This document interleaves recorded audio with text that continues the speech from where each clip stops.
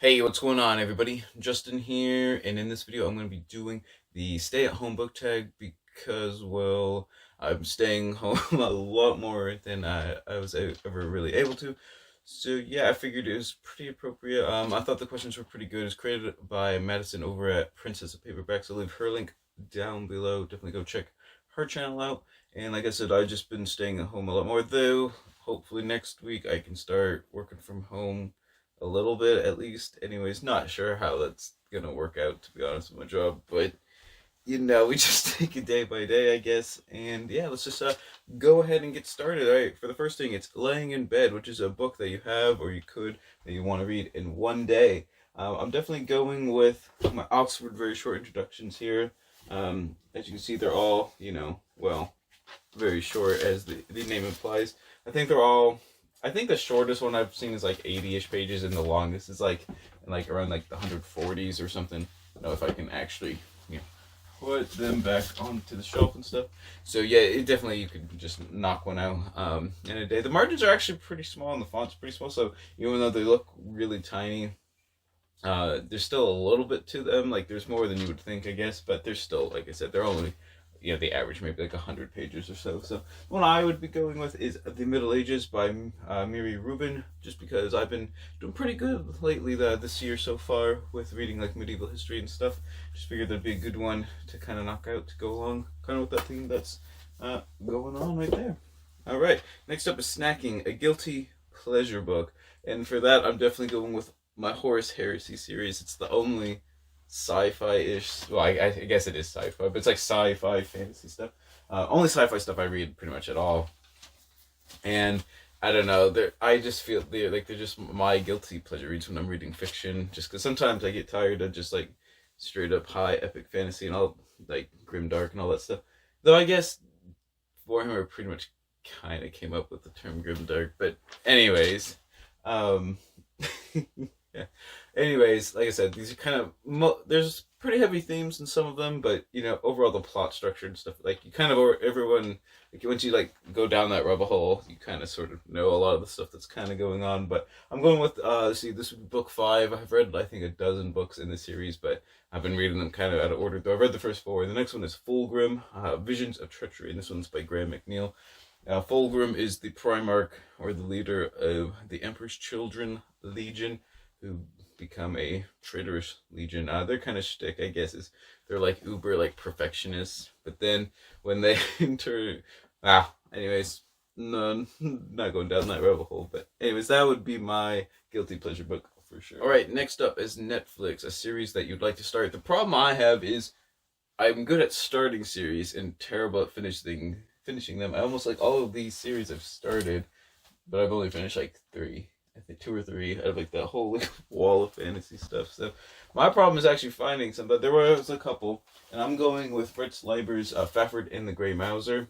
This is Ilma and Lankmeyer, and this is like the first like book of like, or it's a omnibus edition of a bunch of like the short stories of Fafhrd and the Grey Mouser. It's kind of like Conan-esque where there's not really an overarching plot line per se, but they're all like in the same world and same like similar characters and stuff. Obviously, Fafhrd and the Grey Mouser in this case, but they're all like kind of like standalone short stories, very sword and sorcery, from what I understand, which I really enjoy. So that's why I'm going with Fafhrd and the Grey Mouser. Right, next up is Deep Clean, a book that's been on TBR for ages. This one's pretty easy. I have The Republic of Thieves by Scott Lynch. I really, really, really enjoy The Gentleman Bastards, but after I read the first 2 books, I purposely held off on reading the third one for about 2 years now because I know I'm gonna enjoy it. And I don't know. I'm always just like I don't want to read it because then it'll be over because there's no book 4 yet. So I'm not sure if I want to like always have this kind of like in my arsenal just to be like, yeah, I'm gonna like I know I have like a 5-star read just like in my hands, but I probably should just like get around to reading it at some point. And let's see, next up is Animal Crossing, a book you bought for the hype. That one was an audiobook which I bought educated by Tara Westover. Just because for the past like 2 years, it's been like the big thing with like memoirs, biographies, and memoirs, and that's kind of a newish genre I've been reading quite a bit of starting last year. Definitely was worth the hype in this case. A lot of times I found the hype really isn't worth it, but this one for sure was.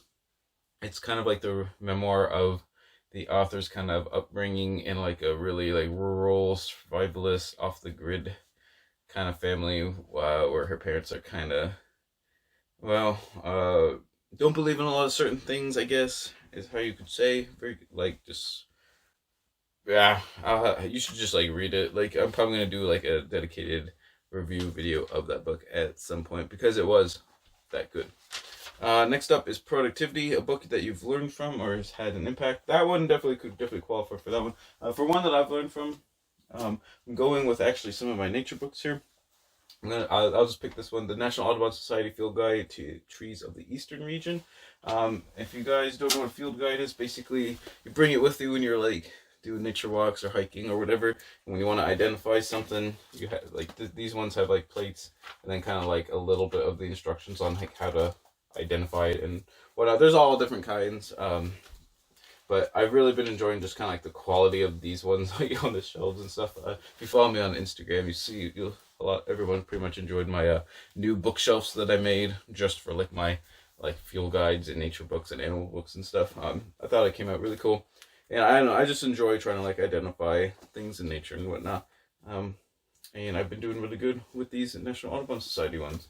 So there is that. And let's see, how many we got left? We got 3 left. Facetime, a book you were gifted. Alright, so we're going to go with the Blue Fairy book here from the Folio Society by my friend Tim. As you can see, these Folio Society books are pretty epic. They all have like different themes and stuff kind of going on. But Lang's fairy books, they're called like the Rainbow Fairy books, and I think there's 12 of them. And there's a different one for each color and stuff. But folio books are like just like super high quality and really cool and everything. I've read a couple of these to my son. There's not quite enough pictures for him to like stay like super entertained quite yet. But we've been like going through them slowly, and I'm sure he'll like them when he's a little bit older and kind of gets the gist of them a lot more, considering he's only like 1 right now. Let's see. Self-care. Name one thing that you've been doing to look after yourself. Besides the weightlifting that I do normally, though, I'm getting close to 3 plates on the bench press, so that's pretty cool. But though it's going to be hard to actually do that because I don't have a spotter at home because, you know, we're all quarantined and self-isolating and stuff. But anyways, the other thing that I've really been doing that I don't normally ever do is I've been playing Final Fantasy 14 on my PS4. Normally I don't play hardly like any video games like at all, but I've had a lot more kind of like time like in the evenings and at night and stuff. So me and my friend Tim had just been playing Final Fantasy 14 with other people and stuff, and we've just been having a cool like chill time doing that. Alright, and then lastly, bonus, a book coming out soon. For this one, I don't really pay attention too much to books that are like coming out and stuff. But this one, like when I saw it, like mentioned somewhere, I had like wrote it down just because it's so ridiculous. And it's a zoologist's guide to the galaxy by I think it's Professor like Eric Kirschenbaum, something like that. I'm not even 100% sure what it's about, but I'm probably gonna pick it up when it comes out just because of the title and everything. But from what I could gather, it's sort of looking at like the animal world, and finding different characteristics and traits that are kind of like quirky and unique in animals, and then kind of like extrapolating to like people, and then like potentially like aliens or something. I'm not 100% sure. It sounds like really goofy, but it sounds like really fun at the same time. So that's what I'm going with for that. So there you have it. That was the stay-at-home book tag. You know, staying at home definitely has its own different things, I guess, to get used to, and it's probably a little bit different for everybody. I do encourage you to do this if you are staying at home. In particular, I'm also going to tag Jenna over at Bibliofilth, and let's do Kara over at Wild Book Garden. I don't think I tagged either of you in a while, though. I say that I haven't really done hardly any tag videos to actually, you know, tag people in, so chances are I haven't.